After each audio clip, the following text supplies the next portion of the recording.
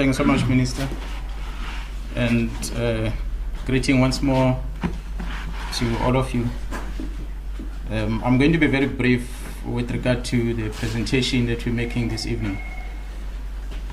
As the Minister said, there's a total of 6 suspects that have been arrested and detained in connection with the murder of the 2 individuals, Mr.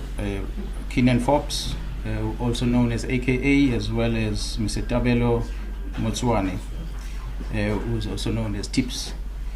The incident that happened on the 10th of February in Florida, here in Devon. These 6, they played different roles during the operation. We have a coordinator who's basically the master of everything, is in custody. We have 2 shooters that you also on social media. We have 2 spotters that were one of the spotters was inside the restaurant observing and watching Mr. Forbes and his friends, as well as the organizer of firearms and vehicles, because the vehicle used as getaway, firearms that were used to shoot, they all hired. As I said, the 6 of them. The spotter initially followed Mr. Forbes from the airport on arrival, all the way to the hotel, as well as to the restaurant where the incident happened.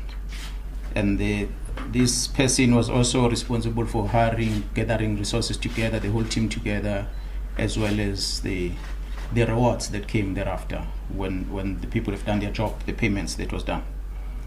And the second suspect that we have is a person who supplied firearms and vehicles, and that person was also linked to other 2 murder cases, not these ones that that we're talking about. And the third one, it's a shooter who is linked to another murder case, another parallel murder case. We have another spotter that was just outside the restaurant, who's also linked to another case. And we have another spotter who was outside Wish, who's linked to other 2 murder cases. And we have a shooter also as a 6th person who's linked with another murder case. In total of the exhibits that we've recovered thus far, it's a total of 4 vehicles, as well as a firearm that was used in a commission of crime, as well as cartridges that were picked up from the crime scene that were linked with another crime scene where another shooting happened. The first vehicle, which is a Mercedes-Benz, was recovered on the 6th of March last year. And the second recovery was on the 22nd of April, and that was a firearm that was used to shoot and kill Mr. Forbes, specific.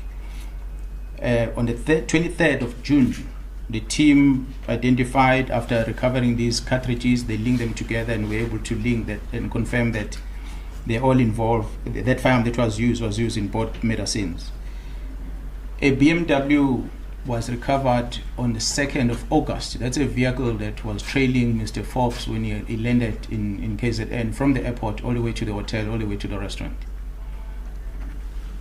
A grey I-10 vehicle was recovered on the 20th of October last year. And on the 23rd, the last vehicle, which is a Polo, was recovered as well. So all these recoveries were kept in police premises, and we processed them. The last 2 vehicles were hired from the owner who rented these vehicles. So we took the statement from the owner. We've done all the necessary things, touched DNA and everything that we needed on those cars, and we since released them to the owner, because the owner just rented this vehicle out. So we've got all the evidence as the person who rented the cars. We have all the evidence, and we're comfortable with that case. Timelines, as I've explained, on recoveries will also be the same with arrests. The first arrest, or perhaps maybe before I explain the arrest, before the questions, the strategy that we employed was that after identifying these 6, we're going to look for parallel cases that they are involved in. And we're going to arrest them on those cases and keep them in custody, but don't charge them on the case that we're investigating, the main case 85 of February last year, which happened in Florida. So the reason for that is because we wanted to make sure that we get almost all the suspects especially the organizer of the hit.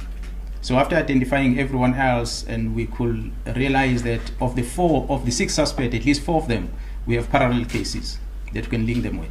So we started pursuing those parallel cases. One of them was the case that was talked about in the media, where we went to Cape Town and we arrested someone in Cape Town. I'm sure you might have heard about it. We brought them back here. We charged a person on a parallel case, but the very same person was linked to this case, but we didn't charge him on the case. So we went on with the rest of these arrests that we effected. The first one being the 22nd of April, where the organizer of firearms and vehicles, the person who was renting this out, was arrested and was charged on different cases, as well as most recently he's now been linked to this one of case 85.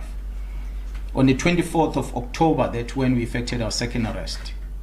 This was a spotter who was arrested, also being involved in murder in another case that happened, except the one that you're talking about. On the 14th of December, we arrested the third suspect. And that suspect was also linked with another murder case that happened in Mazimtoti, including, but we did not charge on this one that we are talking about today. On the 24th of February, maybe let me explain this one.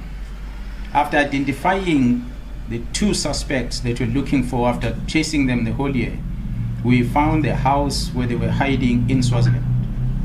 So through information, we could spot them, and we got informers to tell them and give us their photos, and we could confirm their whereabouts. So because we wanted to follow the law, and I like South African media because you tend to understand now the law, that we can't be talking about things that are still in court, especially when individuals have not been charged. So in this case, we approached the NPA, an affidavit was prepared, and we submitted through Interpol in order to request the authorities in Swaziland to help us catch these 2. These 2 were arrested on Saturday morning in Swaziland for other cases, as I've spoken about, including the one that we're talking about. However, when we were talking about the other parallel cases, it's simple because we did not want to scare the very last 2 that we're still looking for. We had warrant of arrest for the last 2, which is the main guy that without him this case would not have been strong. We needed to get that one behind bars. So after getting these 2 on Saturday, we're told that they found them. We did not communicate that, as has been the case throughout, that you're not communicating it. We did not communicate on Saturday. We did not communicate on Sunday. On Monday, we had on our possession warrant of arrest of the last 2. Unfortunately, the news broke out. So when the news broke out, the very last suspect we're looking for went on a run, because the news were out, and they realized that the people that they thought were hiding that side, they're now running away, that they've been arrested. So they ought to run. So the team worked 24/7, 24 hours looking for them, and that was from Monday until early hours of this morning, when the lawyers came to us and they said, okay, they're going to hand themselves over, because we were hunting them and we had warrant of arrest. So this afternoon, they then were arrested and charged on the same case 85. One of these suspects that are in custody, that will amount into a total of 6 suspects that we're looking for. 4 of them are here, and 2 of them are not here yet, because we're still busy with the legal process that we cannot engage on now, because it involves many parties. So that's basically all timelines in terms of what has happened from last year, April, up until now. Thanks so much.